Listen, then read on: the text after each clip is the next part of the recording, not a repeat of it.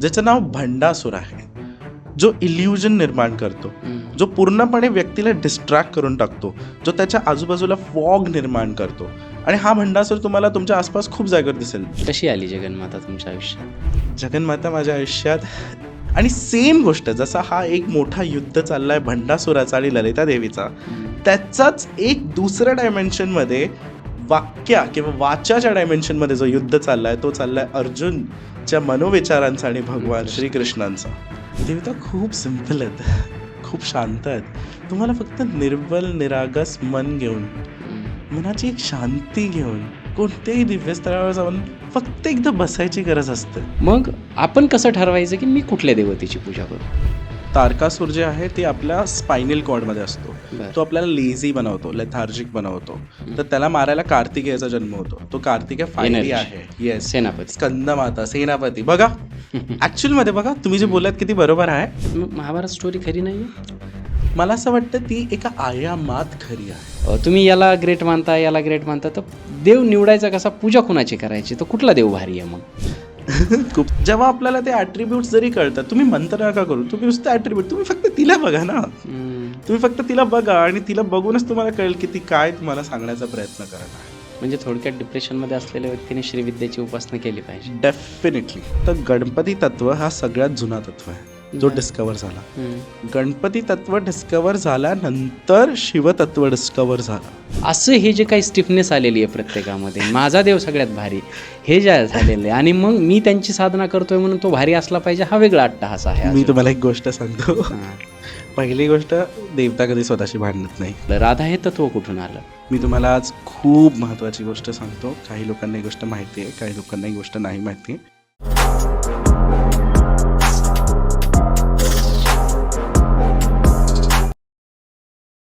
नमस्कार, मी डॉक्टर राज जाधव. महाराष्ट्राच्या सर्वात समृद्ध मंचावरती तुम्हा सर्वांचं खूप खूप खूप स्वागत आहे. आज आपल्या मंचावरती जे गेस्ट आलेले आहेत त्यांचं नाव आहे डॉक्टर अभिलाष. डॉक्टर अभिलाष सरांना आज मी या मंचावरती बोलवलं आहे ते एका वेगळ्या विशेष कारणासाठी. कारण आजपर्यंत तुम्ही आपले सगळे स्पिरिच्युअल पॉडकास्ट पाहिले असतील, इतरही पॉडकास्ट पाहिले असतील, पण जेव्हा जेव्हा आपण स्पिरिच्युअल पॉडकास्ट करतो कुठल्या एखाद्या देवतेवरती, देवीवरती, कुठल्या शक्तीवरती किंवा दत्तात्रयांवरती, वेगवेगळ्या देवतांवरती जेव्हा पॉडकास्ट करतो तेव्हा कमेंट सेक्शनमध्ये आपल्याला एकच प्रश्न येत असतो की कुठल्या देवाची आराधना करायची. तुम्ही ज्यावेळेस दत्तात्रयांवरती पॉडकास्ट करतो त्यावेळेस असं सगळं सर्वांना वाटतं की फक्त आता दत्तात्रयच महान आहेत, त्यांची पूजा केली पाहिजे. कधी काळभैरवांवरती पॉडकास्ट करतो तर काळभैरव श्रेष्ठ वाटतात, स्वामींवरती करतो स्वामी श्रेष्ठ वाटतात, असं वेगवेगळं होतं. परंतु मग आम्ही पूजा कुठल्या देवतेची करायची, आपल्या पूजेसाठी, आपल्या आराधनेसाठी, आपल्या उत्थानासाठी आपण कुठला देव निवडायचा, कसा निवडायचा, त्याच्यापर्यंत कसं पोहोचायचं, हे अल्टिमेट वेने. सो तोच सर्वात मोठा प्रश्न मला आजपर्यंत विचारला गेलेला आहे आणि त्याच प्रश्नाचं उत्तर समजून घेण्यासाठी आज मी या मंचावरती डॉक्टर अभिलाष सर यांना बोलवलेलं आहे. आणि आज संपूर्ण मार्गदर्शन त्यावरती असेल की खरंच देव काय आहे, देव मिळवण्यासाठी गुरुची गरज असते का, देव निवडायचा कसा आणि त्याच्यापर्यंत पोहोचायचं कसं, हे जर समजून घ्यायचं असेल तर आजचा पॉडकास्ट शेवटपर्यंत बघा. खूप व्हॅल्युएबल पॉडकास्ट आहे, बिलकुल चुकू नका. मी तुमचा जास्त वेळ घेत नाही आणि सरळ आपण वळूयात आजचे आपले प्रेस्टिजियस गेस्ट डॉक्टर अभिलाष सर. सर, पहिले तर खूप खूप स्वागत आहे तुमचं राजमंचावरती. धन्यवाद मला बोलवल्याबद्दल. कसे आहात? खूप मस्त आहे. तुम्ही कसे आहात? एकदम मजेत सर. क्या बात. आज आपला राजमंचावरती डेब्यू आहे. मी बाहेर जेव्हा तुमच्याशी बोललो, आपण या सगळ्या गोष्टींवरती चर्चा करत होतो, तेव्हा मला एक गोष्ट जाणवली की एक एनर्जी फील होते तुमच्याकडे बघताना, तुमच्यासोबत बोलताना.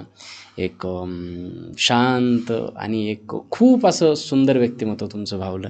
काय प्रवास आहे सर तुमचा, थोडक्यात जर आपल्या प्रेक्षकांना आणि मला देखील, कारण मी तिथे तुम्हाला, कारण मला ती वावनेस पाहिजे होती की एखाद्याविषयी जाणून घेताना ते मला जे पहिल्यांदा ऐकतो ना ते मला आज इथे ऐकायचं. खूप खूप धन्यवाद, तुम्ही मला बोलवलं.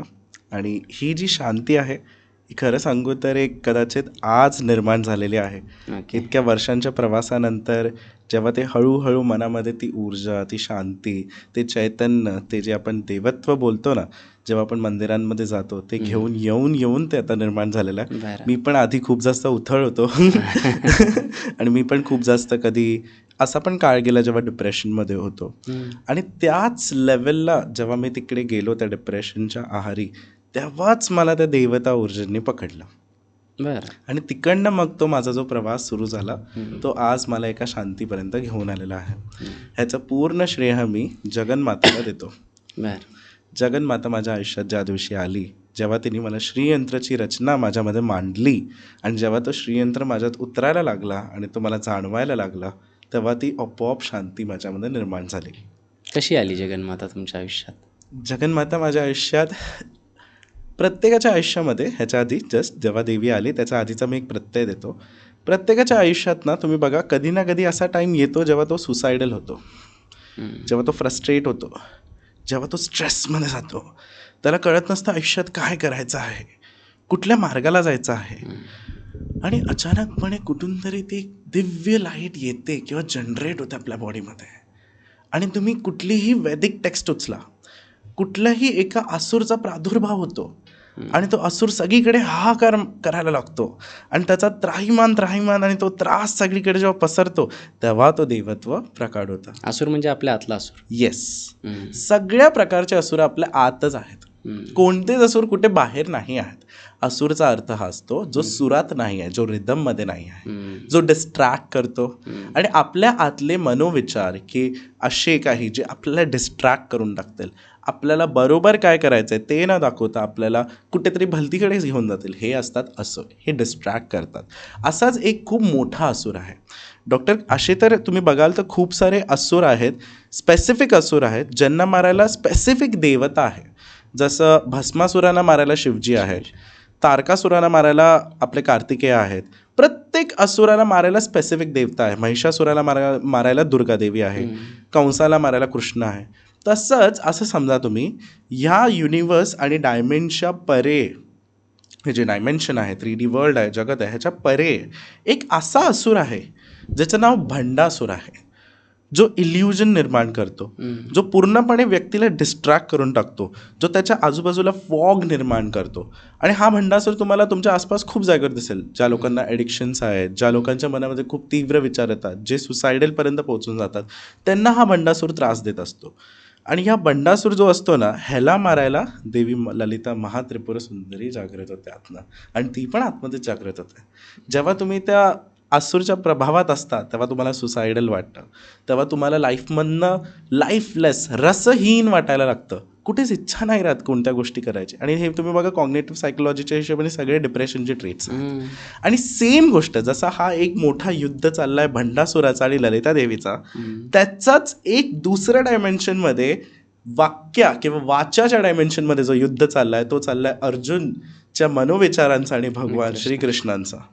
आणि जेव्हा यामध्ये ती गोष्ट येते तेव्हा तुम्ही बघाल ना, तर अर्जुन बोलत असतो, मला समजत नाही मी काय करायचं, हे देव मला समजव, मी काय करू, मी माझ्याच लोकांना मारत आहे. तो पुढे जाऊन एका जागेवरती बोलतो, गीतामध्ये हे लिहिलेलं आहे, माझे अंग थरथरत आहेत, माझं पूर्ण बॉडी सुकते. तो जेव्हा तो सुकतं शब्द बोलतो तिकडेच कळतो तो डिप्रेशन आहे, तो ड्रायनेस आहे, ती आतमधली ड्रायनेस आहे जी आपल्याला करुणा पण फील नाही करून देत. आणि त्यावेळेला श्रीकृष्ण त्याला उकसवत नाही, भडकवत नाही की बघ त्यांनी तुझ्या आयुष्यामध्ये तुझ्या वाईफसोबत काय केलं किंवा तुझ्या लोकांसोबत काय केलं. श्रीकृष्ण असं नाही बोलत, तो असं बोलतो की तू ह्या परिस्थितीमध्ये कसा पडला पार्थ, ह्या मोमेंट ऑफ टाईमला. शाश्वत आहेस तू, अनादी अनंत आहेस तू, आत्मा तत्व आहेस तू, तू तेजोमय आहेस. कृष्ण त्याला एक खूप सुंदर आयाम देतात. देवी हेच करत असते. आणि सेम ह्याचाच जो अजून एक आयाम आहे. आणि तुम्ही बघा कधीही एक गोष्ट मी तुम्हाला सांगतो, भगवद्गीताचा कुठेही कॉन्व्हर्सेशन चालत असेल ना, एखाद्या सिरियलमध्ये, एखाद्या मूवीमध्ये, टाइमलेस दाखवतात, मागच्या गोष्टी फ्रीज दाखवतात, कारण तो टाइमलेस कॉन्व्हर्सेशन आहे.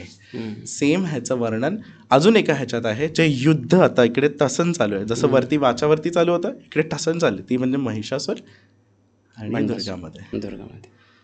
सो प्रत्येक असुर जो असतो ना, तो असा आपल्या बॉडीमध्ये इन्व्हॉल्व्ह होऊन आपल्याला त्रास देत असतो. हा महिषासूर पण बॉडीच्या आतच असतो. हे जे असतं ना, हे फ्रंटल लोब असतं. तुम्ही तर स्वतः डॉक्टर आहात. हे फ्रंटल लोब जे असतं ना, इकडेच खरं इंद्र राहतो. आणि हा इंद्र कॉन्शियसली पाची सेन्सेसमधनं परसेप्शन घेत असतो.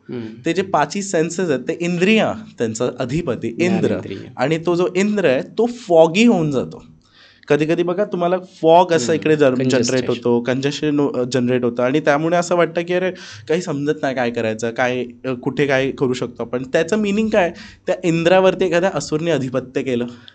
स्टोरीत आपण हेच ऐकतो ना की इंद्राचं बरोबर, वर्चस्व जे होतं ते गेलं हम्म. आणि तेव्हाच ती जी शक्ती आहे ती तुमच्या आतमध्ये जागृत होते. जर का तुमच्या मनामध्ये फक्त एवढं असतं की मला या सिच्युएशनमधनं हे जगन्माता बाहेर काढ, तुमच्या मनातनं जसंच ते येतं तेव्हा ती आपोआप तुम्हाला त्या सिच्युएशनमधनं काढायला लागते. त्यासाठी तुम्हाला वेगळं काही करायला नाही लागत. मी तुम्हाला खरं सांगू तर लोकांना असं वाटतं की देवताला प्रसन्न करण्यासाठी नंगे पाव जावं लागतं किंवा लोटांगण घालून जावं लागतं. हो असं नाही हो. देवता खूप सिम्पल आहेत, खूप शांत आहेत. तुम्हाला फक्त निर्बल निरागस मन घेऊन, मनाची एक शांती घेऊन कोणत्याही दिव्यस्थळावर जाऊन फक्त एकदा बसायची गरज असते आणि सहजपणे बसून की तुझ्यामुळे मी जर का इकडे ह्या आयुष्यात आलेलो आहे. कारण का 5 तत्व एकत्र करून तुम्ही एक माणूस नाही बनवू शकत, पण ती एक लिनिएज आहे ना जी चाललेली आहे आणि या देहामध्ये एक प्राण आहे. तो प्राणच मुळात चमत्कारी आहे की हे देह कसं जिवंत आहे. बरोबर. काही ह्याला सायन्स आहे.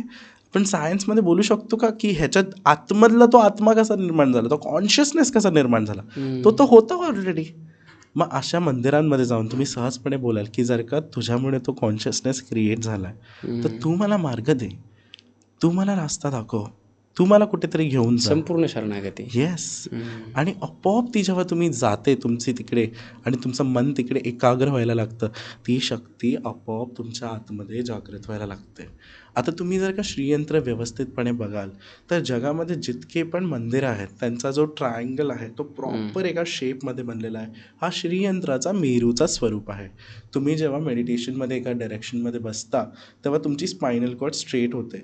जशीच तुमची स्पायनल कॉर्ड स्ट्रेट होते तुमचं मन एकाग्र व्हायला लागतं, तुम्ही एक ट्रायंगलच्या फॉर्ममध्ये येता, तर आपोआप ती आतमधली शक्तीला एक चालना भेटते आणि जो तो असुर इथे असतो या जागेंवर असतो, ते एक स्पेसिफिक स्पॉट्स आहेत तिकडे तो असुर असतो आणि त्याचा तो प्रभाव आपल्याला काढायचा असतो. तोच शक्तीने आपण तो मेडिटेशननी बाहेर काढतो. मग जसंच आपण ते सुरू करतो मग ते असुर आपले हळूहळू बाहेर निघतात.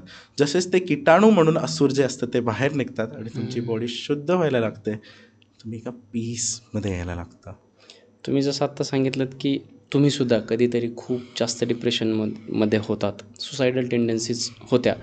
खूप लोक आहेत आजकाल आजूबाजूला. आणि आत्ता पुढे बोलताना तुम्ही हे देखील सांगितलं की जगन्माता आली आणि तिने मला हात दिला. मग हे प्रत्येकासोबत होतं आहे का? पण येस. मग एवढी लोक डिप्रेशनमध्ये काय? ह्याचं रिझन हे की त्यांना फक्त एक गोष्ट नाही कळत आहे की तो जो सुसायडल थॉट किंवा डिप्रेशनचा थॉट आहे तो त्यांचा स्वतःचा नाही आहे. कोविडमुळे असं झालं आहे ह्या जगामध्ये की मॅक्सिमम लोक एका फिअरचा शिकार झालेत आणि ह्या मोमेंट ऑफ टाईमला जसं तुम्ही ना प्रत्येक वेळेला आहे ना, मी एक गोष्ट तुम्हाला सांगतो की तुम्ही जिओपॉलिटिकल सिच्युएशन बघा आणि ह्युमन टेंडन्सीज कशा चेंज होतात त्याच्यावरती लक्ष द्या. तुम्हाला जेन्युइनली एक गोष्ट रिअलाईज होईल, गेल्या काही वर्षांमध्ये फिअर फॅक्टर लोकांच्या मनामध्ये बाय डिफॉल्ट वाढलेला आहे. आणि उक्रेन वॉर, रशिया वॉर झाला, त्याच्यानंतर आज इस्रायल इराणची जी सिच्युएशन आहे ह्यामुळे तो अजून वाढलेला आहे. त्यावरनं आता ते सिलेंडरवर आल्यामुळे लोकांना अजून एन्झायटी फील होते. आता एक व्यक्तीची एन्झायटी बाय डिफॉल्ट दुसऱ्या व्यक्तीला लागणारच लागणार. हाच एक मोठा व्हायरल इन्फेक्शन पण आहे. आणि मला असं वाटतं की ह्यामुळे ह्या जगाची स्थितीच अशी झाली की प्रत्येक दुसरा व्यक्ती सेन्सिटिव्ह आहे एनर्जीला, तो पटकन कोणाची तरी एनर्जी कॅच करतोय आणि तो विचार करतोय त्याच्यावरती. तुम्हाला हे कळणं महत्त्वाचं आहे की तो सुसायडल थॉट तुमचा नाही आहे, तो डिप्रेशन तुमचा नाही आहे, ते मनामध्ये कोणतरी भरतंय आणि तुम्हाला ते जी व्यक्ती, ती जी एनर्जी आहे ती मनामध्ये भरते, तिलाच थांबवण्याचा प्रयत्न पूर्णपणे करायचा आहे. 99% येणारे विचार आपले विचार नसतात. 99% विचार हे तरंग असतात जे आपण घेत असतो आणि रिसीव्ह करत असतो बिकॉज ऑफ आवर सेन्सिटिव्हिटी. पण तुमच्या हातात असतं, तुम्ही तिला पॉझिटिव्हली बनवू शकता किंवा नाही. आणि त्यासाठी तुम्हाला काही रॉकेट सायन्स नाही लागत. फक्त स्वतःचं सत्सक विवेक बुद्धी ओपन करावे लागतं आणि विचार करावा लागतं की मला माझ्या आयुष्यात काय हवं आहे. आलोय खरं इकडे, का आलेलो आहे. तुम्ही विचार करा ना, एका गेममध्ये प्रवेश केलेला आहे, आता त्या गेमला थोडेसे रूल्स आणि रेग्युलेशन चेंज तर करा. प्रत्येकाच्या आयुष्यात प्रॉब्लेम्स आहेत, पण तुम्हाला एक स्पेक्ट्रम भेटला पाहिजे की मी ह्याच्यातनं निघू कसा. सर्वायवल टेंडन्सी आपल्या आत आहे, तुम्ही ती सर्वायवल टेंडन्सी जागृत करून तर बघा. आणि तीच खरी जगन्माता आहे. सर्वायवल टेंडन्सी जगन्माता आहे. डायनासॉर्स मेले, आणि इतके सगळे ॲनिमल्स इकडे येऊन मेलेत. हा ह्युमन जे आहे ते इतके टाईम लाईन्सला क्रॉस करून कसं Evolve होत सर्व्हाइव्ह चाललं. करून इव्हॉल्व्ह करून इकडे पोहोचलेला आहे. तीच प्रकृती आहे. प्रकृती तुम्हाला सांगते सर्व्हाइव्ह करण्यासाठी, आणि तीच जगन्माताची ऊर्जा आहे आपल्या बॉडीमध्ये. तीच सांगते तुम्हाला सायन्सनी की तुम्ही कसं स्वतःला जागृत ठेवू शकता. हेच खरं आहे. खूप छान. जसं मी इंट्रोडक्शनमध्ये सांगितलं की आज आपण जो पॉडकास्ट करत आहोत, हे आता मला माहिती आहे की आपण जसं जसं बोलत जाऊ हे मलासुद्धा ऐकायला खूप छान वाटतं आहे. थोडेसे विषय इकडे तिकडे जातील पण ते खूप महत्त्वाचे आहेत. आत्ता आपण डिप्रेशनबद्दलसुद्धा बोललो. आता आपण एक वास्तुशास्त्रावरती जसं येऊ की बालाजी, तिरुपती बालाजी, त्याच्यानंतर आपलं शिर्डीचं साईबाबा मंदिर, पद्मनाभ मंदिर, हे इतके रिच का आहेत?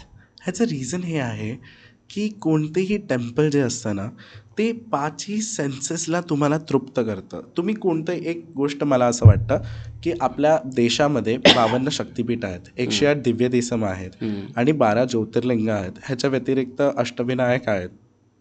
अजून पण असे असंख्य मंदिर आहेत ज्यांना श्री बोललं जातं. बरं. कोणत्याही मंदिराच्या आधी तुम्हाला श्री लागलेलं दिसेल. हे श्री जी असते ती श्रीच खरी श्रीविद्याची ललिता महात्रिपुर सुंदरी. बरं. आता हिचं तत्व इतका इव्हॉल्व्ह झाला. हा एलिमेंट आहे. देवताना नेहमी तत्वांमध्ये आहेत. आपल्याला ते तत्व करणं खूप महत्त्वाचं आहे. जसं विष्णू लाईफ फोर्स आहे, त्या लाईफ फोर्सला एक लाईफची दिशा भेटणं लक्ष्मी आहे, म्हणून तिचं नाव लक्ष्मी आहे. ती दिशा देते, ती डायरेक्शन देते आपल्याला लाईफमध्ये. तसंच प्रत्येक देवताचं स्वतःचं तत्व आहे, पण त्यातलं एक इव्हॉल्ड तत्व आहे श्री तत्व, जो ललिता महात्रिपुर सुंदरीचा आहे, जी बाय डिफॉल्ट एक शांती आहे, रिसोर्सफुलनेस आहे, जी एक पीस आहे. आता हा श्री तत्व कसा जनरेट होतो? एखाद्या जागेवरती जेव्हा 5ही एलिमेंट्सचे तत्व आणि भावना जोडायला लागतात. जसं माना की तिकडे तुम्ही पाण्याने अभिषेक करताय, पंचामृत करताय, फुलं वाहताय, अगरबत्ती लावताय, तिकडे अत्तर लावताय, तिकडे घंटी वाजवताय, सगळे तत्व तिकडे येतात. तेव्हा तिकडे 5ही सेन्सेसला तृप्त करणारी ऊर्जा बनते. आणि जी ती 5ही सेन्सेसला तृप्त करणारी ऊर्जा असते ती तुम्हाला एक मेंटल पीसपर्यंत घेऊन जाते आणि त्यातनं एक 6वा तत्व निर्माण होतो. तो 6वा तत्व देवत्वाचा असतो. तो अट्रॅक्ट करायला लागतो. आणि मग भावनात्मक असल्यामुळे व्यक्ती, मानव विशेष जो आहे तो भावनात्मक आहे. आपल्यामध्ये भावना आहे, ॲनिमल्समध्ये भावना आहे, पण ते त्यासाठी काही करू नाही शकत. आपण आपल्या भावनांनी भरपूर काय काय करू शकतो. आपण इव्हॉल्व्हच भावनांमध्ये झालं मला असं वाटतं. आणि त्यामुळे ते स्वतःहूनच त्या जागेवरती येऊन कोणी पैसे देतं, कोणी दागिने देतं, कोणी तिकडे डोनेशन्स देऊन टेम्पलला एक स्वतःला एक मांडणी देतं, आणि हळूहळू ती जागा जी आहे ती अट्रॅक्शनची बनून जाते.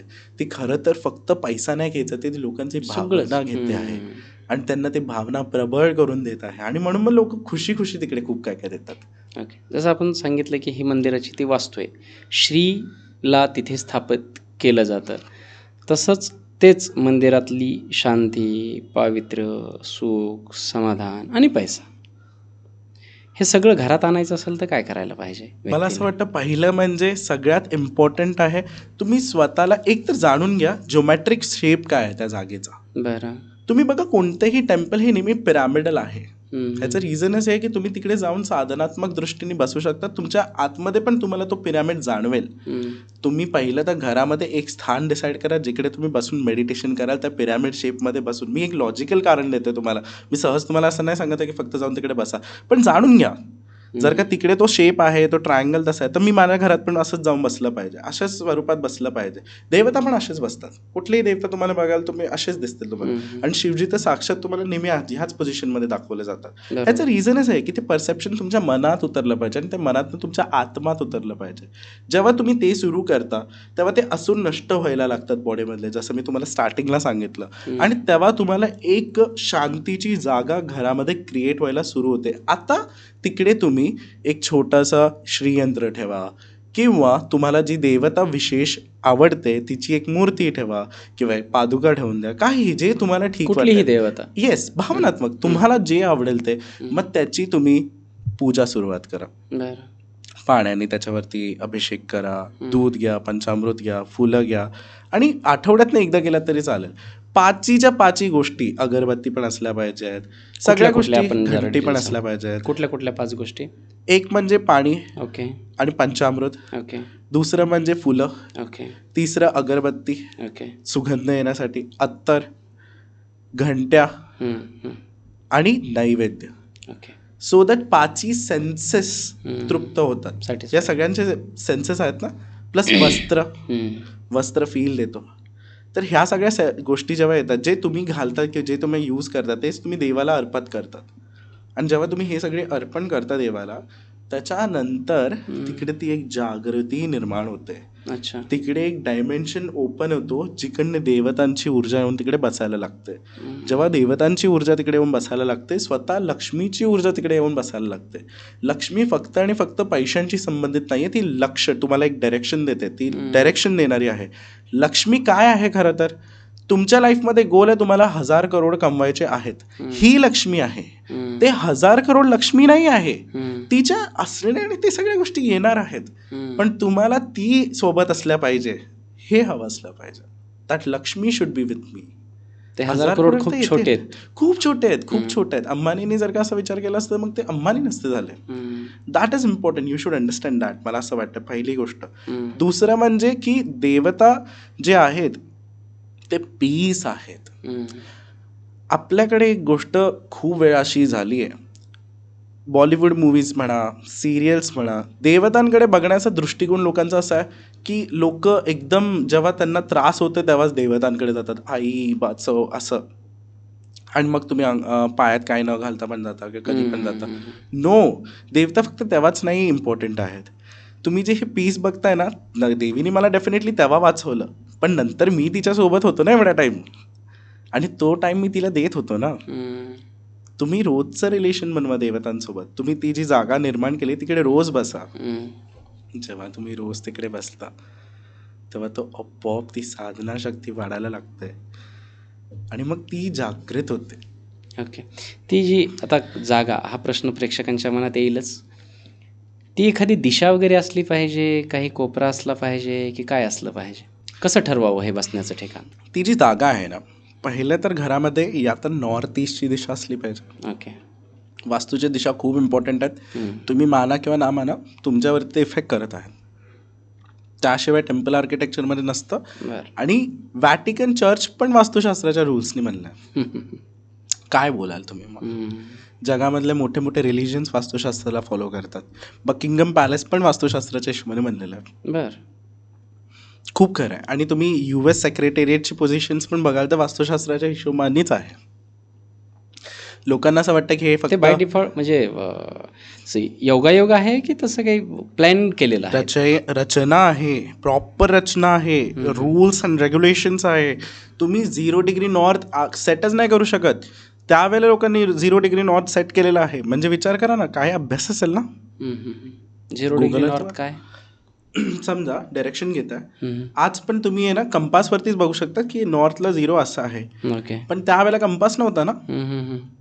सूर्याची पोझिशन बघूनच डिसाईड व्हायची की एक्झॅक्ट डायरेक्शन अलाइनमेंट कशी आणता येईल. तो पिलर लावला जायचा, त्या पिलरवरती येणारे शॅडोवरनं डिसाईड केलं जायचं की एक्झॅक्टली आत्ता हा टाईम होतोय, कॅलेंडरमध्ये ही तिथी आहे, तर यावेळेला इकडे अलाइनमेंट अशी आली पाहिजे, तर त्या हिशोबाने असं बनेल मंदिर.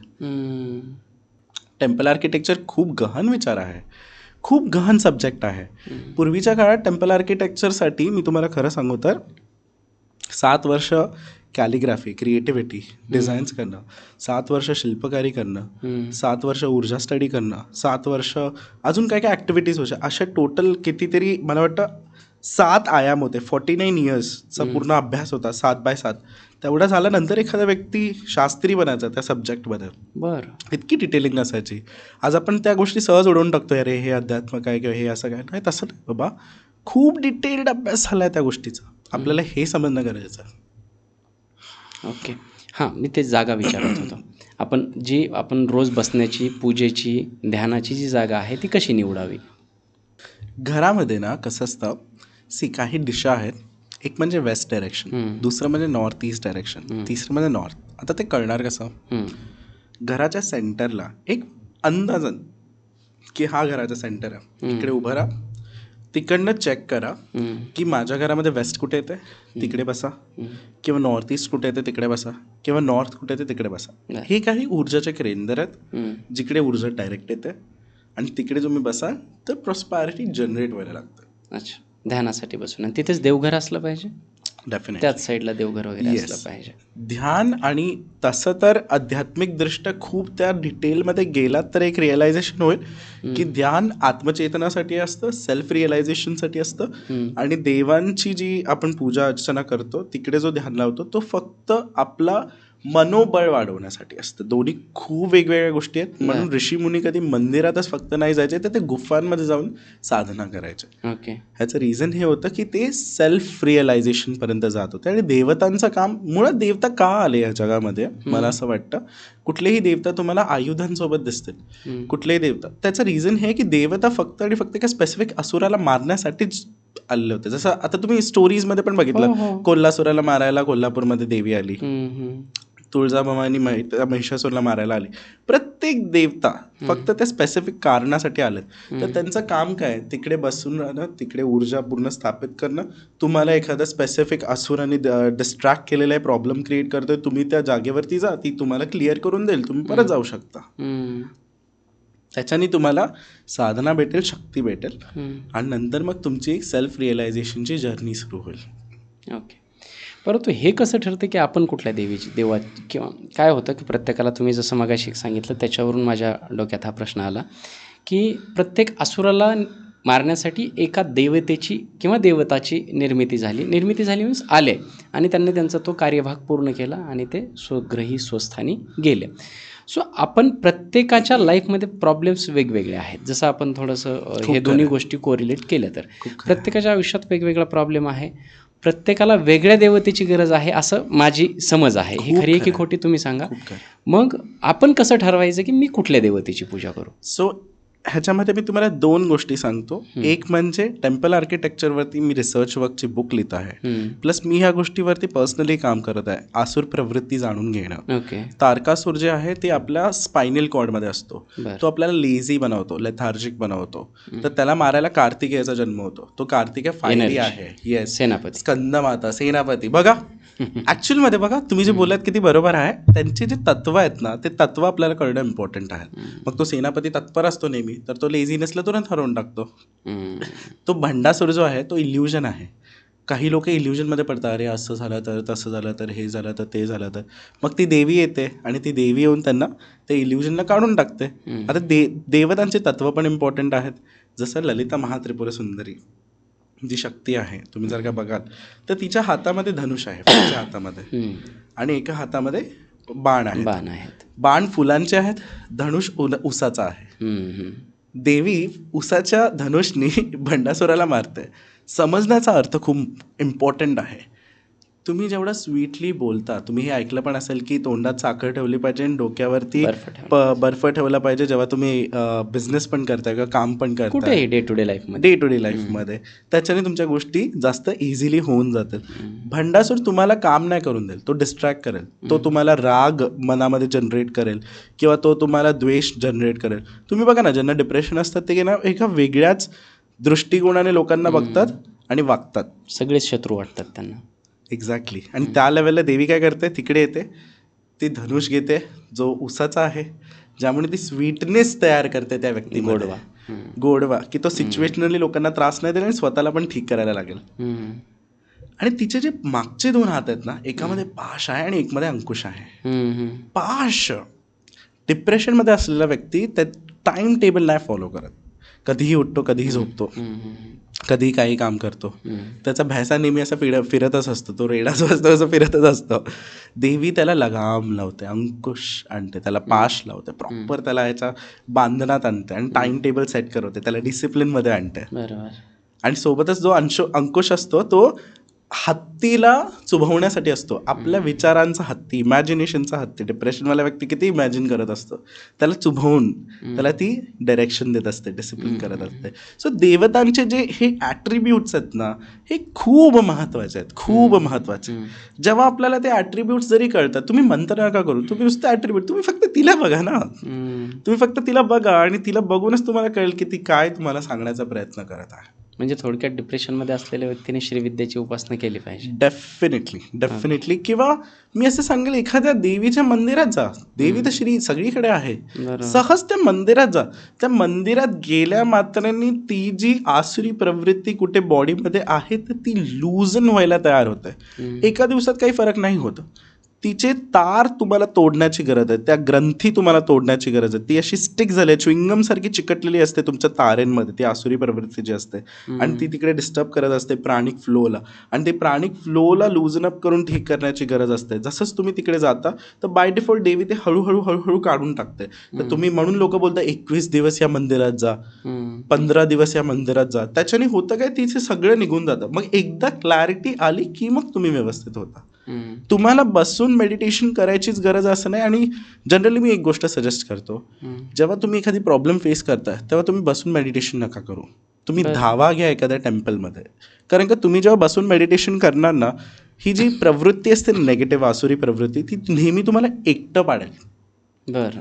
तिचं कामच असतं एकटं पाडणं. ती डिप्रेशनमध्ये पण एकटं पाडेल, ती विचारांमध्ये पण एकटं पाडेल. अशा वेळेला तुम्हाला एका स्ट्रॉंग प्लेसची गरज आहे. मंदिरमध्ये जसंच तुम्ही जाता ती स्ट्रॉंग एनर्जी क्रिएट होते. खास करून शक्तीचं मंदिर. येस. आता शक्ती तत्व जो आहे तो आपण समजूया 2 मिनिटासाठी फक्त इकडे. असं इम्पॉर्टंट नाही की शक्ती मंदिरात जाण्याची गरज आहे. डिफरंट मंदिरात तुम्ही जाऊ शकतात, कारण श्री ह्या मोमेंट ऑफ टाइमला श्रीची कृपा सगळ्या मंदिरांमध्ये आहे म्हणून. आता शक्ती तत्व जो आहे, शक्ती, जुनून, चिकाटी, स्पार्क, शिवत्व हवं, शिव हवा आहे. तो शिव वरती बसलेला आहे, तो योगेश्वर वरती बसलेला आहे. कोणतेही तुम्ही जर का काम करताय आणि त्याचा जो सगळ्यात वरचा स्टेट आहे तो शिव आहे.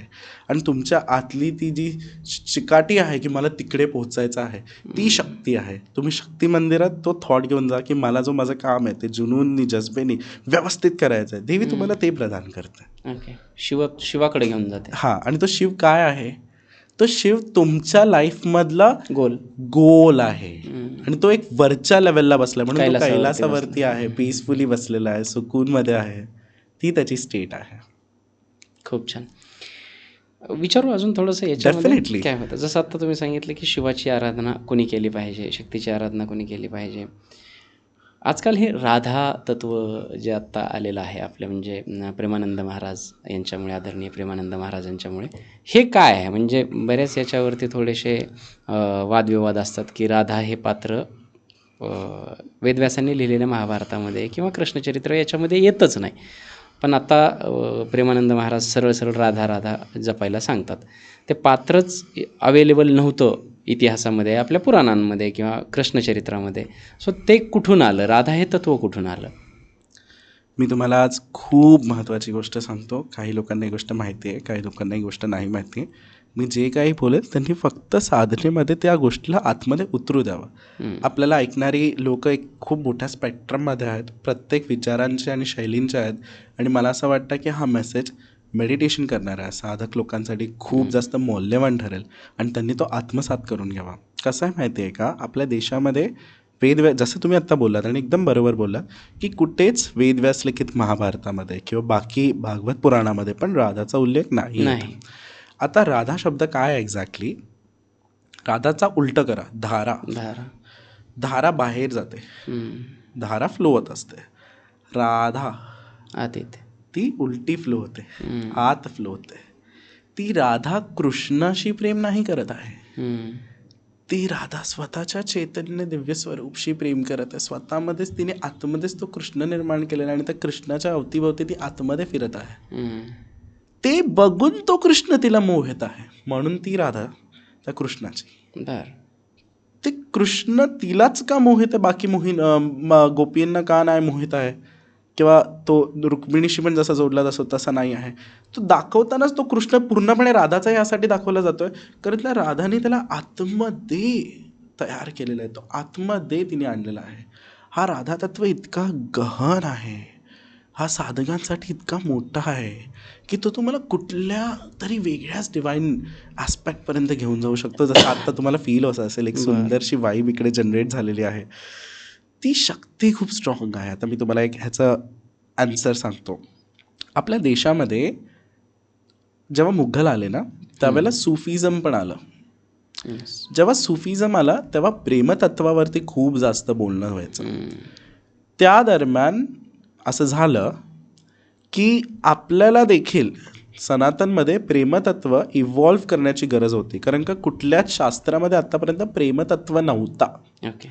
शृंगार तत्व होता, नवरस होते आपल्याकडे. गरज का होती? धर्मांतरण होत होतं म्हणून? सांगायचं झालं तर तसं एक कारण आहे, ओके. पण मला असं वाटतं फक्त ते कारण नाही आहे, हम्म. कारण का पॉलिटिकल गोष्टीसाठी कधी देवता नाही आहेत, बरं. शक्ती सहजपणे नाही आहेत. शक्तींचा स्वतःची एक रचना असते. हम्म. आणि तसं मीराला पण बघाल तुम्ही तर मग प्रेमतत्वातच आहे ती. हम्म. पण मीरा ऐकून न बनता राधा बनली. हम्म. मीरा संत मीराला संत म्हणून बघितलं मीरा जातं. हे भक्त आहे पण, हां, आणि राधा ही प्रियसी आहे. प्रियसी आहे. दोघांमध्ये खूप अंतर आहे. हां हां. पण तरीही मीरानी त्यांना बघताना जो दृष्टिकोन मीराचा होता तो नेहमी त्यांचा ॲज अ हजबंडच होता.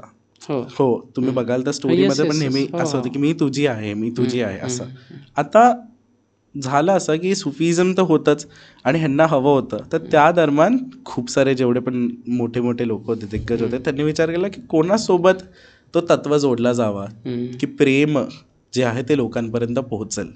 तर ह्या दरम्यान त्यांनी पहिला तर विचार केला राम धैर्यवान आहेत, राम मर्यादा पुरुषोत्तम आहेत, रामाचं चरित्र खूप निष्पाप आहे, निश्चल आहे, एकदम शांत आहे. आपण कधी नंतर रामांवरती बोलू, खूप सुंदर चर्चा आहे. पण नंतर त्यांनी विचार केला मग कोण, कारण तो तर एकदम कॉन्स्टंट पुरुषोत्तम आहे. तर त्यांनी बघितलं की कृष्ण सगळ्यांचा आहे, कृष्ण सगळ्यांचा आहे आणि कुठलाही आयाम पचवू शकतो असा आहे. एक्झॅक्टली. म्हणजे कृष्ण तुम्हाला तो यशोदाचा बाळ रूपात पण दिसतो तिकडे माखन चोरी करताना, आणि तो तुम्हाला युद्धामध्ये चक्र घेऊन पण दिसतो. त्याचे सगळे आयाम आहेत. बासरी वाजवताना येस, तो बासरी वाजवताना पण दिसतो. तर त्यांनी येस, आणि ते एक्झॅक्टली त्यामुळे त्यांनी असा विचार केला की आपण कृष्णासोबत तिला जोडू शकतो, आणि ह्याचा पुढे फायदाच झाला. कृष्ण तत्व आणि राधा तत्वाला इतकं स्वतःमध्ये सामावून घेतलं की आज ह्या मोमेंट ऑफ टाइमला त्या राधा तत्वाने कृष्णाला सगळीकडे पोहोचवलंय. इस्कॉन मार्फे बोला किंवा बाकी सगळ्या गोष्टींमार्फे बोला, ती राधा तत्वच आहे जे कृष्णाला ह्या लेवलपर्यंत घेऊन आलेली आहे आणि ह्या तत्वापर्यंत घेऊन आलेले आहे. ते सुंदर आहे. आता कसं असतं माहिती की देवतांचं तत्व आहे, मी तुम्हाला फक्त एक आयडिया देतोय सो दॅट आपण ह्याच कॉन्व्हर्सेशनला पुढे नेऊ शकतो. जसं सायन्समध्ये आयरन, सोडियम, क्लोराईड हे सगळे असे वेगवेगळे, क्लोरीन हे सगळे वेगळे एलिमेंट्स आहेत. आता हे जे एलिमेंट्स आहेत हे होते आधीपासून, आपण डिस्कवर केले. आपण डिस्कवर करून एलिमेंट्सच्या बुकमध्ये टाकलं, पिरियॉडिक टेबलमध्ये टाकलं. सेम आपण तत्वांसोबत केलं, देवतांच्या.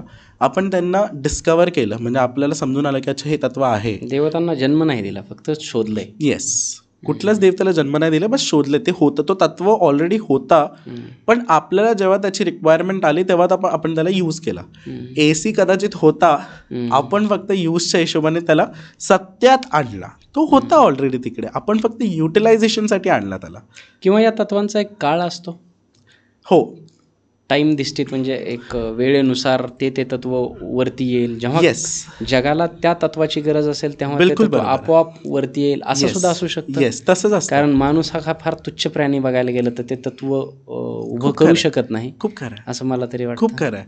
ते देवताच असतात जे स्वतः डिसाईड करतात की तेव्हा कधी त्यांना वरती यायचंय आणि दिसायचंय लोकांपर्यंत, आणि कधी त्यांना शांत व्हायचंय. आपल्या हातात नसतं ते देवता स्वतःच डिसाईड करत असतात. आता कसं आहे, आपण शेवटी आहोत, आपल्याला असं वाटतं की आपण मोठे आहोत, तर म्हणून आपण ते ठेवताना तसं ठेवतो की हा डिस्कवर झाला किंवा हे असं झालं. ते फक्त सांगण्याची प्रवृत्ती आहे. पण मला असं वाटतं आपल्या सांगण्याने काहीच होत नाहीये. ऑलरेडी बॅकएंडमध्ये सगळं सेटडी चाललेलं आहे. ते भंडासुरासोबत देवीचं युद्ध चाललेलंच आहे. ते सगळीकडे सगळं व्यवस्थित तसंच्या तसं चाललेलं आहे. आपण फक्त बघत आहोत की असं होत आहे.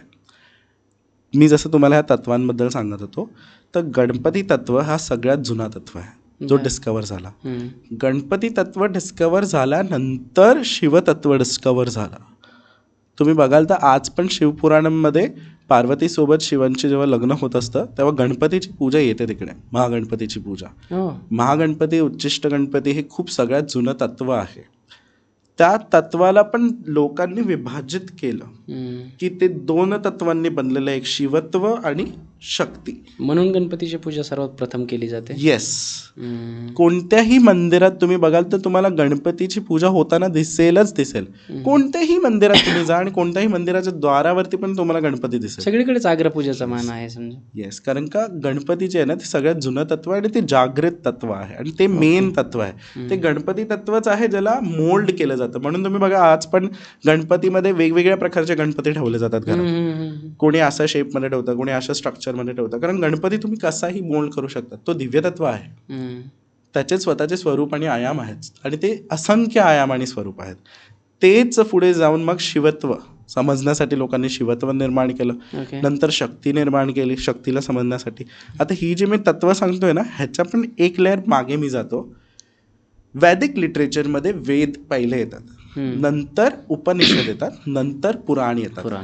पोस्ट वैदिक एरामध्ये वैदिक लिटरेचरची जी शक्ती होती त्याच्यामध्ये तुम्हाला इंद्र दिसेल, वरुण दिसेल, हे जुने देवता दिसतील. हे पौराणिक पण नाही, हे वैदिक देवता आहेत.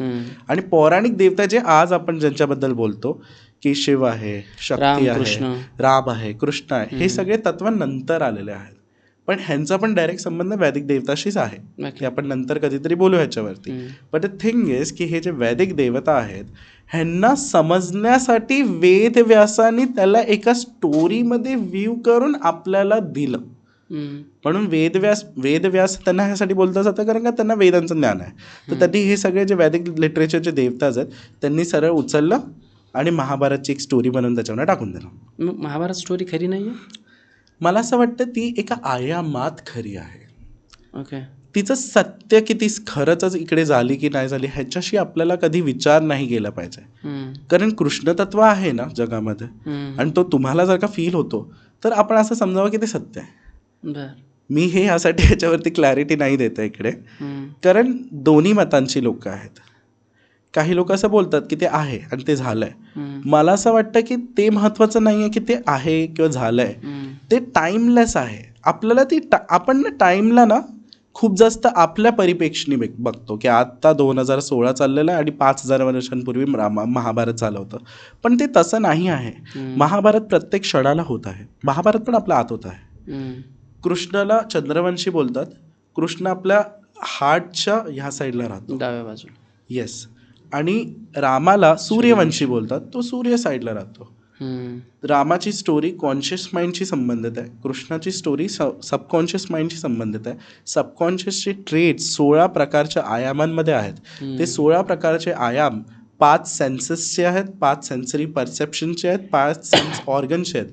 जेव्हा हे 15 गोष्टी एकत्र येतात तेव्हा 16वं तत्व तयार होतं, कृष्ण, योगेश्वर कृष्ण, जो 16 कला संपूर्ण आहे. मी जे तुम्हाला सांगतोय ते लिटरली खूप वेगळ्या डायमेन्शनमधलं आहे. आणि म्हणून वेदव्यास लिखित महाभारत जे आहे ते एका डायमेन्शनमध्ये सत्य आहे. ते आपल्या सबकॉन्शियसचं डायमेन्शन आहे, आपल्याला ते समजणं गरजेचं आहे. म्हणून असं म्हणतात, तुम्ही बघाल तर तिकडेच म्हटलेलं आहे ह्याच्यामध्ये की वेदव्यास चिरंजीवी आहेत. त्यांनी का असा विचार केला की मग वेदव्यासांना त्यांना चिरंजीवी ठेवायची गरज आहे? कारण ते तत्व जे आहे ना ते नेहमी होत आहे, ते रिकरेशन आहे. महाभारत घडतच आहे. खूप बरोबर बोललात. ते महाभारत घडलेलं नाही आहे, ते घडत आहे. तो अर्जुन आणि कृष्ण नेहमी संवाद आतमध्ये धरत आहे आणि आपल्याला ते करणं गरजेचं आहे. आणि ते खरं आहे कारण का इंद्रांची मुलं दाखवल्यात. इंद्राचा मुलगा आहे अर्जुन, धर्माचा मुलगा आहे युधिष्ठिर. 5 पण बघाल ना ते पांडव, ते 5 सेन्सेस परसेप्शनच्याच गोष्टी आहेत. 5 प्रकारचे इंटलेक्ट असतात. अर्जुनकडे जी शक्ती आहे, इंद्र, वायू, अश्विनी कुमार, आणि ते तुम्ही बघाल ना ते इंटलेक्टशी पण संबंधित आहेत आणि ते बॉडीच्या गोष्टींशी पण संबंधित आहेत, ॲक्शन्सशी पण संबंधित आहेत. म्हणून कर्माबद्दल बोलतात. तर अर्जुन जो आहे तो बघतो, तो डिसाईड करतो. भीम जो आहे तो उचलतो, धर्म डायरेक्शन देतो, अश्विन कुमार चालना देतात.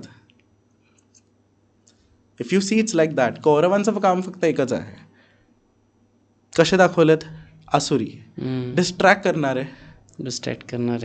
कारण मामा पण त्यांचं तेच बोलतो की मी हे चालून नाही देणार, ह्यांना पुढे जाऊन नाही देणार, वृद्धी होऊन नाही देणार, डिस्ट्रॅक्ट करणार. ओके. ही गोष्ट आपल्याला करणं गरजेचं आहे. बघणं सुद्धा फार येस. आता सेम जे राधा तत्वाशी संबंधित आहे, जसं मी तुम्हाला कृष्णाबद्दल सांगितलं, जेव्हा हे गणपतीचा तत्व कळला, शिवाचा तत्व कळला, शक्तीचा तत्व कळला, नंतर नारायण तत्व इव्हॉल्व्ह झाला. नारायण तत्व खूप लेटर ऑन झालं. बोलू शकतो आपण. ॲक्च्युली गणपती तत्वाचा एक्सटेन्शन आहे नारायण तत्व, म्हणून एकच मंत्र शुक्लां वरदनम विष्णुम शशिवर्णम चतुर्भुजम दोघांचा बनून जातो. तो विष्णू जो आहे तो गणपती पण बनून जातो आणि तो नारायण पण बनून जातो. खरा हा मंत्र आहे तो गणपतीचा आहे. पण नंतर तुम्ही आपल्याकडे 3 सहस्त्रनाम खूप फेमस आहेत. विष्णू सहस्त्रनाम, विष्णू सहस्त्रनाम, आणि मला खूप आवडतं ही गोष्ट खूप जास्त, की हे तिन्ही जे सहस्त्रनाम आहे ना त्यांना बोललंय कोणी ते इम्पॉर्टंट आहे. लोक सहजपणे सहस्त्रनाम वाचतात, त्यांना हे कळत नाही की ते लिहिलंय कोणी, त्याचा इम्पॉर्टन्स किती जास्त आहे. कारण का तो जो लिहिणारा आहे त्याला ते तत्व कळलेलं आहे, त्याच्यासाठी ते तत्व जागृत झालेलं आहे. तर आपल्याला जर का ते कळलं की तो कोणी बोललंय तर ती किल्ली तिकडे आहे ना त्या माणसाकडे. किती प्रकारे कळलंय त्याला, ते किती महत्वाचं आहे. एक्झॅक्टली 1000 नावं म्हणजे एका 1000 तत्व आहेत त्या एका तत्वामध्ये. एक्झॅक्टली. आणि इंटरेस्टिंग गोष्ट हे आहे की प्रत्येक सहस्त्रनाम शेवटला जे येता येता बोलतं की ती देवता निराकार निर्गुण आहे, निराकार निर्गुण आहे. शेवटी बघाल तुम्ही तर तिघांचाही आहे ना, म्हणजे 1000 नावं देऊन सुद्धा ते पुरेसं नाही, ते याच्यात सुद्धा बसत नाही. येस. आणि जेव्हा ते निराकार निर्गुण बनवतं तेव्हा तुम्हाला रिअलाईज होतं की ॲक्च्युअलमध्ये तिन्ही सहस्त्रनामचा बोलण्याचा उद्देश फक्त एकच आहे की देवता एकच आहे. तुम्हाला देवदेवांच्या नावावरती भांडणं सुरू आहेत. एक्झॅक्टली. ते मूर्खपणा आहे. मला असं वाटतं की अर्धे लोक काय आहेत माहिती आहे का, फक्त घोड्यांचे नाल लावून चालत असतात. ते कधी ब्रॉडर पर्स्पेक्टिव्हनी विचार नाही करत. आणि मुळात मला असं वाटतं त्याच्यापेक्षा साधनेमध्ये 2 मिनटं बसा, अनुभव करा. देवतांना तुम्हाला अनुभवता आलं पाहिजे. ते अनुभवांच्या गोष्टी आहेत, ते सहजपणे अशा काही गोष्टी नाही ज्याच्यावरती आपण विचार केला पाहिजे. आणि मी तुम्हाला एक गोष्ट सांगतो, हे नेहमीच राहिलं आहे, हा प्रॉब्लेम का आजचा नाही आहे.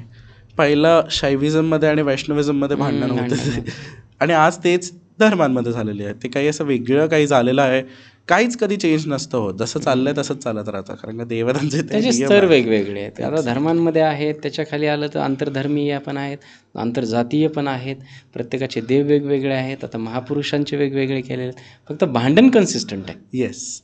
आणि ज्याला हे कळतंय की तो निर्गुण निराकार ब्रह्माचाच एकाच शक्तीचा उपासक आहे, तो आपोआप स्वतःचा स्तर वाढवत चाललेला आहे. त्याला सगळीकडे देवता दिसतात आणि देवता त्याच्याकडे सगळीकडे बोलत आहेत. तुम्ही त्या स्तरापर्यंत पोहोचा. जेव्हा मी तुम्हाला हे सांगत होतो नारायण तत्व जो आहे तो गणपतीचा एक्सटेन्शन आहे. तुम्ही विचार करा, नारायण तत्वाला समजताच त्यांनी आहे ना 10 प्रकारचे अवतार तयार केले. त्याच्या एक्सटेन्शनमध्ये 24 अवतार तयार केले.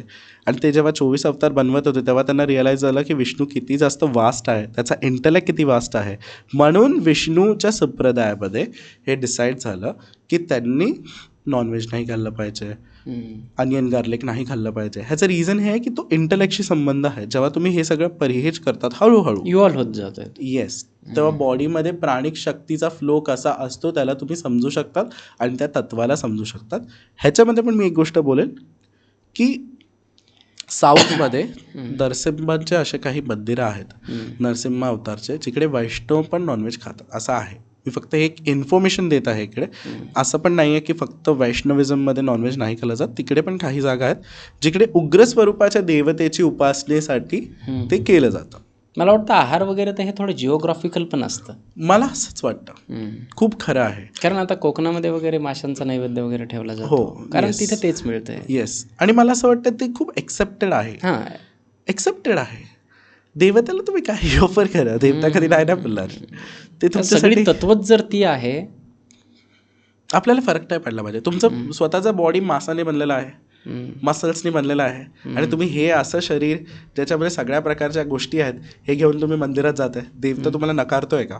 जसं आता आपण सांगतोय की आपला मुख्य विषयच आहे की, कारण हे विषय कुठून आले तर मी आजपर्यंत जेवढे स्पिरिच्युअल पॉडकास्ट केले, कधी आपण दत्तात्रयांवरती मोस्टली माझे जास्त पॉडकास्ट झाले, मग श्रीपाद श्रीवल्लभावरती झाले, नंतर स्वामींवरती झाले, नंतर काळभैरवांवरती झाले, त्याच्यानंतर बगलामुखी 10 महाविद्यालयांच्यावरती झाले. आणि प्रत्येक वेळेस जेव्हा आपण पॉडकास्ट करतो तेव्हा जे गेस्ट असतात आदरणीय, ते सांगतात की या देवतेची पूजा करा, हे करा. कोणी सांगतं हनुमंताची पूजा करा, हे करा. आणि हे क्लिष्ट म्हणजे एक क्लिष्ट वातावरण लोकांच्या मनामध्ये होतं की नेमका देव निवडायचा कसा, म्हणजे आम्ही पूजा तरी कोणाची करायची. म्हणजे सर्वसाधारणपणे तुम्ही याला ग्रेट मानता, याला ग्रेट मानता, तर देव निवडायचा कसा, पूजा कोणाची करायची, तर कुठला देव भारी आहे मग? खूप सुंदर प्रश्न आहे तुमचा. हे लोकांचे प्रश्न आहेत. हां, म्हणजे ओव्हर द पिरियड जे काही माझ्या कमेंट्स सेक्शनमध्ये प्रश्न आले त्याला घेऊनच आपण बोलतो. खूप पटतंय मला. मी माझा आहे ना छोटासा अनुभव तुम्हाला सांगतो ह्याच्यामध्ये आणि तिकडनं मी सुरुवात करतो. ओके. पहिली गोष्ट, कोणत्याही मंदिरात जर का तुम्ही जाल ना, जे प्रतिष्ठित मंदिर आहे तिकडे तुम्हाला एक देवता कधीच नाही मिळत दिसणार. नाही, बरोबर. तिकडे भैरव पण असेल, शिव पण असेल, गणपती पण असेल, सगळे असतील. कारण प्रत्येक देवताचा तत्व एक अंग आहे आणि जेव्हा 10 अंग एकत्र येतात तेव्हा तो एक व्यक्ती किंवा एक ऊर्जा तयार होते. जसं बॉडीमध्ये डायजेस्टिव्ह सिस्टम पण आहे, रेस्पिरेटरी सिस्टम पण आहे. 2 वेगवेगळे सिस्टम्स आहेत, पण त्यांचा एक रिदम आहे, तेव्हा एक मानव चाललेला आहे. तर तसाच देवता जे असतात तुमच्या साधना आध्यात्मिक स्तरानुसार स्वतः चेंज होत असतात. तुम्हाला कधी एका देवताला स्ट्रिक्ट राहायची गरज नसते. आईने मला सांगितलं की तुझा विष्णूंची पण पूजा कर. द रिझन इज तो तत्व एकच आहे. आपल्याला समजणं इम्पॉर्टंट आहे की तो तत्व आपल्याला काय सांगत आहे आणि म्हणून देवता कधी एक नसतो. आणि दुसरी गोष्ट, देवता एक मॅनिफेस्टेड आकृती नाही आहे, देवता चैतन्य बोध आहे. ती तुमचा आतमधले इंटेलेक्ट आहे.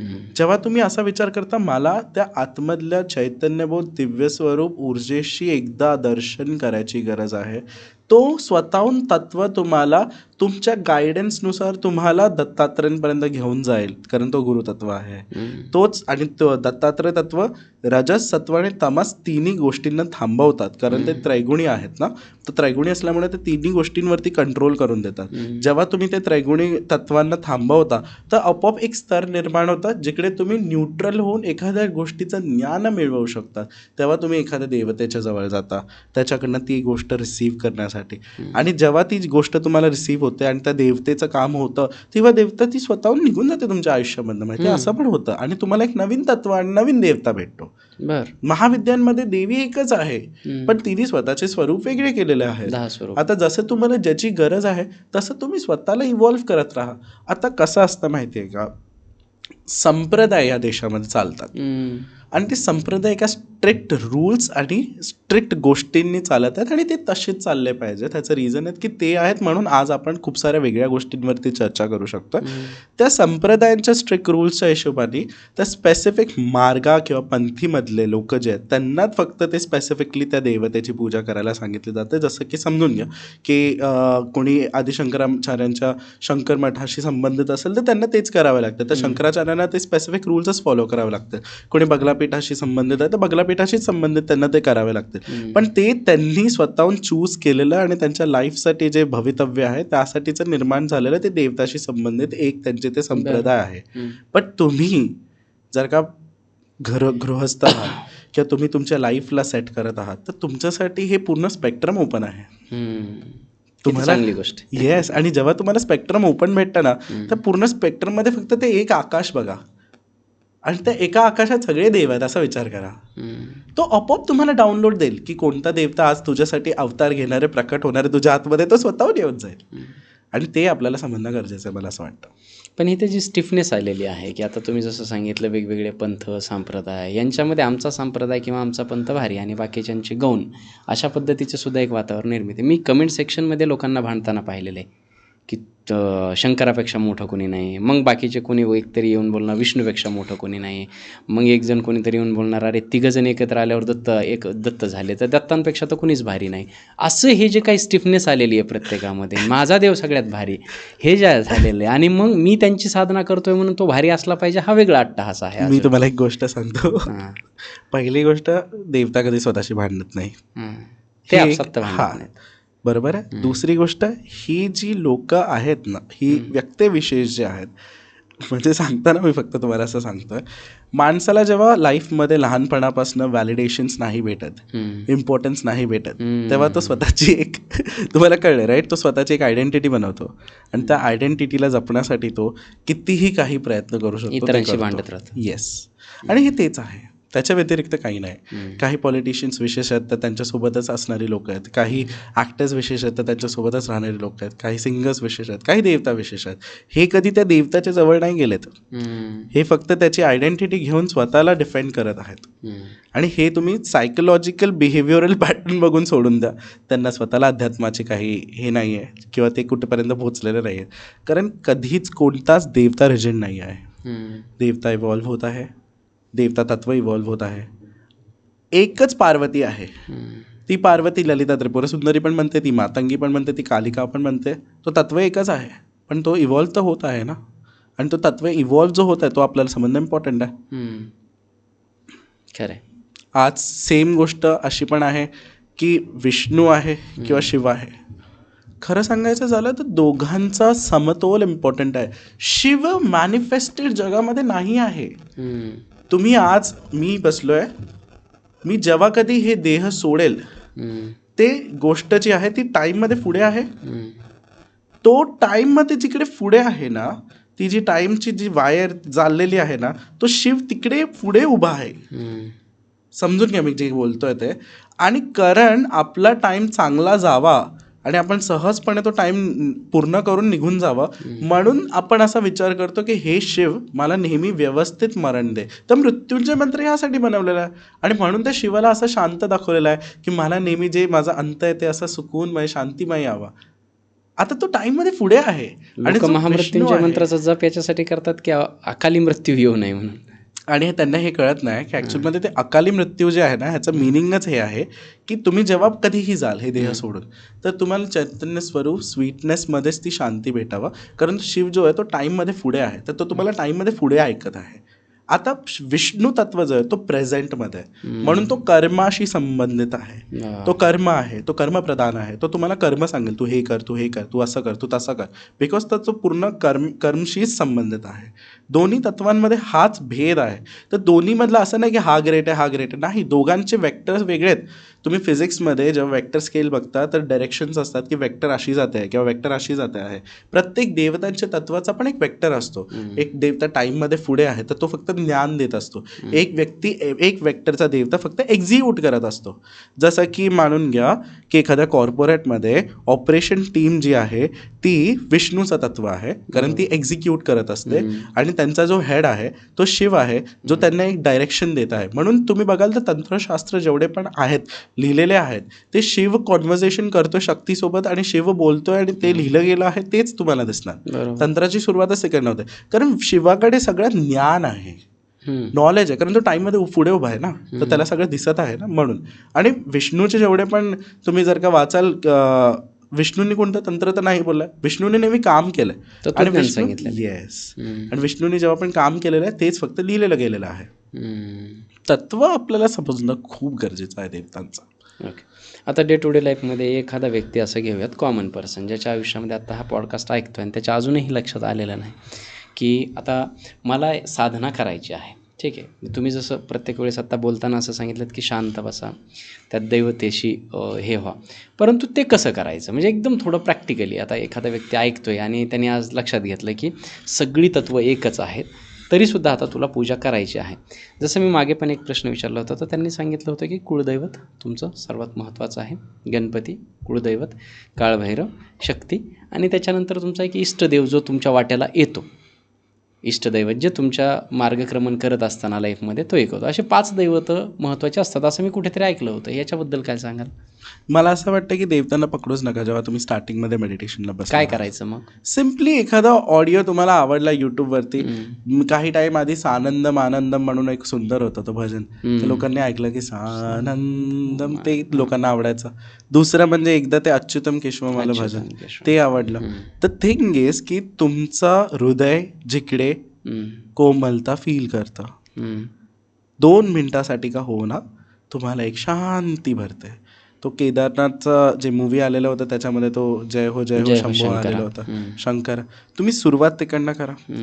बट तुम्ही जेव्हा ती सुरुवात करताय, कोणताही मंत्र, कोणताही रिदम, जे रिदम बघा, देवता कधीही स्वरूपात नसून ते रिदम्समध्ये आहेत, तरंग आहेत देवता. आपल्याला समजणं खूप गरजेचं आहे. म्हणून सगळीकडे घंट्या टांग टांग टांग वाजतात, तरंग आहेत, ते व्हायब्रेशन्स आहेत. देवता एक लहर आहे, व्हायब्रेशन आहे. तर पहिले तुम्ही तुमच्या आतमधल्या व्हायब्रेशन्सला ठीक करण्यासाठी एखादा कोणताही भजन जो तुम्हाला आवडेल, काही XYZ असू शकतं, ते काही खूप स्पेक्ट्रम मोठा आहे, काही कोणाला काही आवडू शकतं, ते फक्त एका फिक्स टाईमला ऐकायला सुरुवात करा. इकडे महत्त्वाचं आहे. तुम्हाला टाइम फिक्स्ड द्यायचा आहे. टाइम का आपल्याकडे महत्वाचा आहे? ह्याचं रिझन आहे की तुमचं सबकॉन्शियस त्यावेळेला जागृत असतं. हम्म. तुम्हाला भूक एका सेम टाईमला लागते, तुम्हाला झोप एका सेम टाईमला लागते. जे लोक डिस्ट्रॅक्ट करत असतात स्वतःला ते लोक एन्झायटी पैदा करतात ह्याच्यामध्ये. म्हणून सगळ्या गोष्टी फिक्स्ड असल्या पाहिजेत. जेव्हा तुम्ही बाय डिफॉल्ट एका फिक्स टाईमला अशा गाणी ऐकतात, साधनेच्या, मेडिटेशनचे, काही XYZ भक्तीचे सॉंग्स ऐकतात स्पेसिफिक टाईमला, आपोआप तुमची मनोस्थिती 5-6 दिवसात त्या लेवलला यायला लागतं की तो टाईम आला की मला शांती वाटते, मला चैतन्यमय वाटतंय. तुम्हाला पहिली स्टेट हेच आहे. अडॉप्ट होते बॉडी. येस, आणि तुम्हाला पहिली स्टेट हेच आहे अचीव करणं. जेव्हा तुम्ही एक लेवलपर्यंत हिला अचीव करतात, तुम्ही आता स्वतःचे द्वार स्वतःहून ओपन केलेले आहेत. आता ती देवता स्वतः तुमच्याशी बोलेल. मग त्या देवतेला बघा, देव एकच आहे. तो देवता मग तुमच्या समोर आता गुरु बनून येतोय दत्तात्रय स्वरूपात, स्वामी समर्थ म्हणून येतोय किंवा दुर्गा म्हणून येतोय, ते स्वतः त्यांना डिसाईड करू द्या. देवता साक्षात दिसेल तुम्हाला, माहिती आहे, फोटोमध्ये येईल अचानकपणे, कोणीतरी बोलेल, नाव घेईल, कोणीतरी समोर नेऊन सांगेल की अरे तू ह्यांचं एकदा वाचलंस का, असं बघून हे करते. आणि ते चमत्कारी आहे. तुम्ही मिरॅकलला, चमत्कारला, देवतांना स्वतःहून तुमचा लाईफचा कंट्रोल घेऊ द्या. तुम्ही जबरदस्ती कोणाच्या पाठी पळू नका, त्यांना स्वतःहून येऊ द्या तुमच्याकडे. आणि ते येतात ना, तेव्हा ते जे गाईड करतात ते खूप सुंदर असतं. आणि असंच होतं, माहिती आहे का, लाईफमध्ये. आता हे जसंच होतं, अजून एक गोष्ट करा, सुगंध लावत जा. अत्तर. येस, मेंटल पीस येईल. फुलं ठेवून द्या तिकडे, जे आपण स्टार्टिंगमध्ये बोललो. आता तिकडे एक वातावरण निर्माण आहे, एक स्पेसिफिक टाईम फ्रेममध्ये. मग हळूहळू तुम्ही साधना करू शकता, मेडिटेशन करू शकता. मी तुम्हाला एक गोष्ट पर्सनली सांगतो, जो माझा पर्सनल अनुभव राहिलेला आहे. मला कोणताच फिक्स संप्रदाय किंवा एखादा मंत्र करायची गरज नाही पडली आहे. देवता सहजपणे, त्यांचं ज्ञान मला भेटलेलं आहे. तुम्हाला सहजतेने देवता उपलब्ध होतात. तुम्ही कोणतेही दिव्यस्वरूप, जेवढे पण आपल्याकडे मोठे हे राहिलेले आहेत, त्यांनी कधीच असं नाही सांगितलं की तुम्ही हाच मंत्र बोला किंवा तुम्ही असंच देवताला बोलवा किंवा हीच गोष्ट करा, असं काही नाही झालेलं आहे. नेहमी भावनात्मक दृष्टीने तुमचा जो आध्यात्मिक स्तर आहे तो जेव्हा निर्माण होतो, तुम्ही भावनेने एखाद्या देवतेच्या ऊर्जेशी कनेक्ट होता, तेव्हा साक्षात्कार होतो, तेव्हा आत्मविश्वास वाढतो, तेव्हा आपोआप तशा गोष्टी व्हायला लागतात. हे समजणं गरजेचं आहे. मला आत्तापर्यंत जे कळलं की तुम्ही ही जी काही बंधन आहेत आत्तापर्यंत तुम्ही स्वतःवर लादलेली, ती सगळी तोडा. येस. आणि जे काही तुमचं मन ढवळलेल्या पाण्यासारखं आहे ते पहिले शांत करा. खूप खरं आहे. मग त्याच्यात तुम्हाला स्वतःचं प्रतिबिंब दिसेल आणि पुढचा मार्ग दिसेल. खूप खरं आहे. हे बरोबर आहे? खूप खरं आहे. ओके. तर अशा तुम्हाला माहिती आहे का डॉक्टर, कित्येक लोक स्वतःच्याच फील्डशी कनेक्टेड नाही आहेत. त्यांनी स्वतःच एक महक असते, माहिती आहे, कस्तुरी कुंडल बसे मृग ढूंढे बनमाही. तुम्ही ऐकलंय हे कधी? येस ऐकलंय. आणि कधीच लोक स्वतःच्या तत्वाशी कनेक्ट नाही होत आणि ते बोलतात मला देवत्वाशी कनेक्ट व्हायचं आहे. ते कसं होणार? तुम्ही पहिले 10 दिवस सहज एखादं मेडिटेशन ऐकून, एखादं सॉन्ग ऐकून, काहीही ऐकून स्वतःच्या एनर्जीशी तर एकदा फील करा की तुम्ही कनेक्टेड आहात. मी अभिलाष आहे, तर मी एकदा अभिलाषशी कनेक्टेशन तर फील करू दे मला. एकदा तुम्ही स्वतःशी कनेक्ट व्हा, मग देवता स्वतःहून येऊ दे ना. मग देवतांना तुमच्या आयुष्यात येऊ द्या. पहिला आत्माशी तर कनेक्ट व्हा, हे इम्पॉर्टंट आहे. मी तुम्हाला तुमची साधना विचारू शकतो? डेफिनेटली. मी तुम्हाला एक गोष्ट सांगतो. मी माझी साधना खूप सरळ, सोपी, साधी ठेवलेली आहे. कशी? मी सकाळी एकदा मेडिटेशन करतो अर्ध्या तासासाठी, मी संध्याकाळी एकदा मेडिटेशन करतो अर्ध्या तासासाठी. आधीचा माझा जो कार्यक्रम होता तो खूप वेगळा म्हणजे होता. काय करता, हा एक प्रश्न पुन्हा माझ्या मनात येतो. पूर्ण बॉडी रिलॅक्स करणं, डोक्यापासून पायापर्यंत हर एक बॉडीचे मसल्स पूर्णपणे रिलॅक्स करून टाकणं. अर्धा तास एकाच जागेवरती बसणं. जेव्हा पूर्ण बॉडी तुम्ही रिलॅक्स करता, बॉडीला रिसिव्हिंग एंडपर्यंत घेऊन जाता आणि बॉडीला फक्त हलकं एकदम पीसफुल सोडून देता, तर बॉडीमध्ये एक नॅचरल मुवमेंट होतं आहे. आपण बोलतो कुंडलिनी जागरण काहीतरी वेगळ्याचं, असं नाही आहे. बाय डिफॉल्ट तुम्ही डॉक्टर आहात, स्पायनल कॉर्डमध्ये एक हलकी रिदम नेहमी असते, एक व्हायब्रेशन असतो हलकासा. म्हणून प्रत्येकाची बॉडी बाय डिफॉल्ट थोडी अशी होतच असते. आपल्याला फक्त तो रिदम पकडायची गरज आहे. मी मेडिटेशनमध्ये तेच करतो. मी स्पायनल कॉर्डला रिलॅक्स करतो, मेडिटेशनमध्ये मी रिदम पकडतो बॉडीची. जेव्हा आपण रिदम पकडतो, आपण सैल सोडून देतो, आपोआप बॉडी आणि मनाचा एक स्तर बनतो. जेव्हा तो बॉडी आणि मनाचा एक स्तर बनतो, त्या इक्विलिब्रियममध्ये आपण सहजपणे राहायचं. आता त्याच्यात असा नाही विचार करायचा मी ह्या देवताला साधना करतोय, मी त्या देवतेची साधना करतोय. आपण फक्त त्या स्तरामध्ये राहून युनिवर्सची डिव्हाइन ऊर्जेशी ब्रह्मतत्वाशी मला कनेक्ट होण्याचा एवढाच विचार करायचा. आणि मग हळूहळू 15-20 मिनटं जेव्हा तुम्ही हे करता आणि परत येता तेव्हा तुम्हाला खूप फीलिंग चार्म्ड अँड रिलॅक्स आणि खूप चांगलं वाटतं. आता तुम्ही रिसिव्हिंग एंडला ओपन आहात देवतांना स्वतःहून तुमच्या लाईफमध्ये येण्यासाठी. त्याच दरम्यान मनाकडे स्वतःहून मग देवी आली. तेव्हा मग तिने मला सांगितलं स्वतःहून, काही काही असे होतात लिटरल लोक येऊन सांगतात तुम्हाला आणि तुम्हाला असं वाटतं की ते एक रेझोनेट होतं, एक आपुलकी वाटते, एक कनेक्ट वाटतं. आणि जेव्हा ते होतं ना तेव्हा मग मी जेव्हा जातो अशा जागेंवरती की ते आपोआप त्या एनर्जीज दिसायला लागतात. कारण आपण स्वतःला एक न्यूट्रल केलं ना, आपण त्याचे स्वतःचं प्रतिबिंब आहे ते स्वतःपर्यंत आणलेलं आहे. आता मी हे प्रॅक्टिस जी आहे ती नेहमी करायचो खूप आधीपासून. लहानपणी मी त्राटक करायचो, नंतर मी ही प्रॅक्टिस करायला लागलो. एक टाईम नंतर मला रिअलाईज झालं ही प्रॅक्टिसनी मी माझ्याशी कनेक्ट होतो आहे, पण मी एका मोठ्या स्केलच्या एनर्जीशी नाही कनेक्ट होत आहे. तेव्हा मी माझी साधना श्रीयंत्रावर सुरू केली. अगेन कोणत्याही प्रकारचा असं नाही की श्रीयंत्र आहे तर पूजा करतोय किंवा असं काही नाही. बट श्रीयंत्र असा ज्योमेट्रिक शेप काय आहे सहजपणे समोर ठेवा, त्याच्याकडे बघत राहा. त्या शेपकडे फक्त बघत राहा, काही करायचं नाही आहे. जेव्हा तुम्ही त्या शेपकडे बघत राहता आपोआप बॉडीमध्ये काहीतरी फील होतं, एक फ्लो जाणवतो, एक एनर्जीची स्टेबिलिटी जाणवते आणि जाणवतं. सगळ्यांसोबत होणार ते. ॲटलिस्ट 2 ते 3 दिवस लगातार श्रीयंत्राला 10 मिनटं 15 मिनटं बघत राहा. जेव्हा ते पण पुढे जाऊन तुमचं स्ट्रॉंग होतं त्याच्यानंतर मग व्हायब्रेशन्स बॉडीमध्ये जाणवायला लागतात. आता जेव्हा ते व्हायब्रेशन जाणवतात, एक स्तर जाणवतो, एखाद्या मंदिरात पण गेल्यावर जेव्हा तो स्तर जाणवतो, मग आता तुम्ही जेव्हा पण मेडिटेशनमध्ये बसता, बॉडीला रिलॅक्स करता, त्या व्हायब्रेशनला आठवा, त्या स्तराला आठवा आणि तिलाच फील करत राहा 10 मिनटं. नामस्मरण यासाठी केलं जातं की मन पळतंय तर मग आपण त्यांचं नाव घ्यावं. पण खरं सांगू तर सहजपणे एखाद्या मंदिरात जा किंवा मठामध्ये जा, संतांच्या भूमींवर जा, तिकडे एक स्वतःचा एक मस्त सुंदर फिलिंग असते. आणि ती जी फिलिंग असते ना त्यांची, तुम्ही फक्त तो चैतन्यबोध करून परत या. आणि जेव्हा आपण मेडिटेशनमध्ये बसताय ना, तिकडे भले तुम्ही अर्धा तास मेडिटेशनमध्ये बसून ना ते फिलिंग प्रॉपर समजून घ्या की काय फील आहे. फिलिंग समजल्याशिवाय तिकडनं जाऊ नका, परत या. आणि परत आल्यावरती फक्त त्या फीलला फील करा. आत्ता जसं तुम्हाला फील होत असेल, एक सुंदर डिव्हिनिटी आहे इकडे. जसंच आपण ती फिलिंग पूर्णपणे बॉडीमध्ये उतरवतो, तो स्तर उतरवतो ना, आपोआप शक्ती आणि जागृती व्हायला लागते. वेगळं काही करावं नाही लागत. खरं सांगू तुम्हाला तर मनाचे खेळ असतात आणि मन नेहमी खेळत असतं. अरे हे मंत्र मी करतोय 10 वेळा केला, खरंच 10 वेळा केला का? 11 वेळा करायला हवा होता का?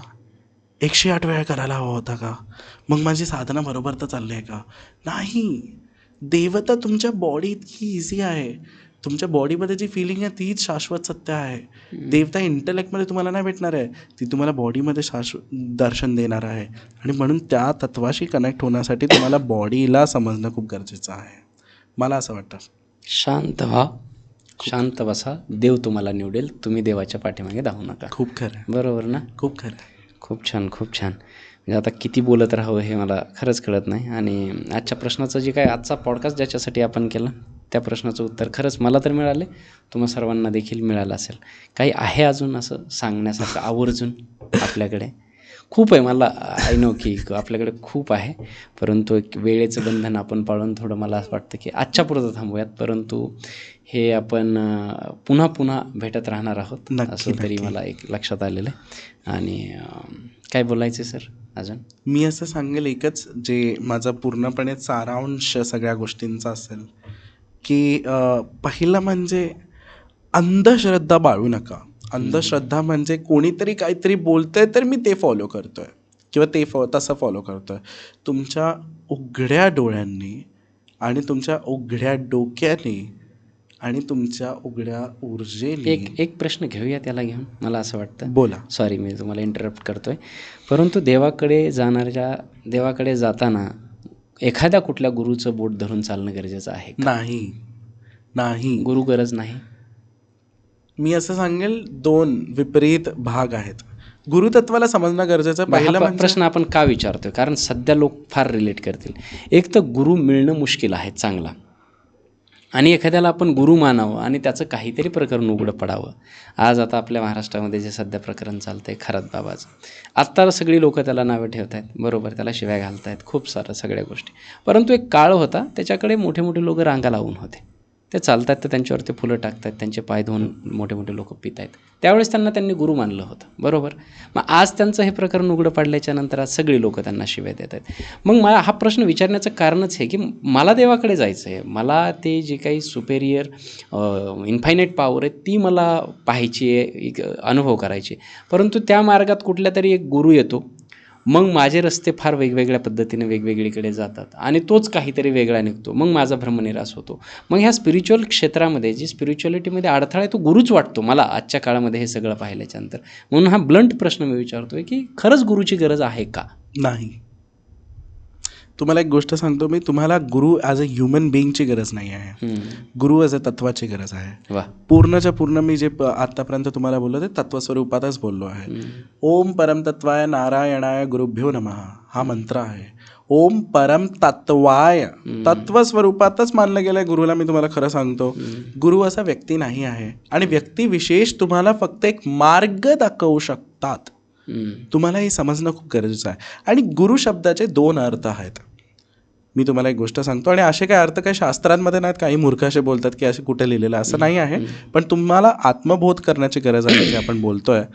गुरु तत्वाचे 2 अर्थ होतात. एक म्हणजे एक तो गुरु जो ज्याच्या स्वतःच्या गुरुत्वाकर्षणमध्ये तुम्हाला खेचतोय, ठीक आहे. आणि एक तो गुरु जो ज्याच्या गुरुत्वाकर्षणने तुमची आध्यात्मिक प्रगती वरच्या स्तरावर खेचतोय. आता तुमच्या हातामध्ये की तुम्हाला कोणता गुरु चूज करायचा आहे. आणि मी तुम्हाला नेहमी सांगतो, दोघेही स्वतःच्या लेवलला ठीक आहेत. एक मटेरियलिस्टिक स्वतःचं काहीतरी जग निर्माण करतोय, पण बघा शेवटी देवता ना जे वरती बसलेत ना, त्यांच्यामध्ये एक इंद्र आहे आणि तो इंद्र नेहमी तपस्या भंग करतो. तो किती मोठा शाणा असू दे, भले विश्वामित्र स्वतः असू दे, ते विश्वामित्रांची पण तपस्या भंग करण्यासाठी त्यांनी तो काठ रचला. तर मी एक सांगेल तुम्हाला की कोणताही व्यक्तिविशेष कधीही त्याच्या आयुष्यामध्ये होऊ शकतो डावाडोल. तुम्ही नाही विश्वास ठेवू शकत कोणावरती. ज्यांनी स्वतःचं आयुष्य बनवून ते आता त्या तत्वामध्ये लीन झालेले आहेत, तुम्ही फक्त त्यांच्यावरच विश्वास ठेवू शकतात, कारण का ते त्या तत्वावरती विजय प्राप्त करून निघून गेलेले आहेत.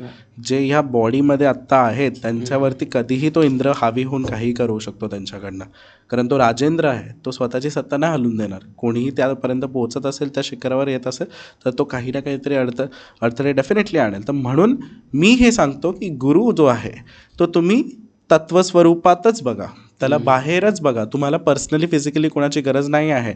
आणि जर का गुरूंची गरज असती, एक गोष्ट म्हणजे खूप महत्त्वाची गोष्ट, भगवद्गीतेमध्ये कृष्णाने कुठे गुरु शब्दाचा उल्लेख नाही केला आहे.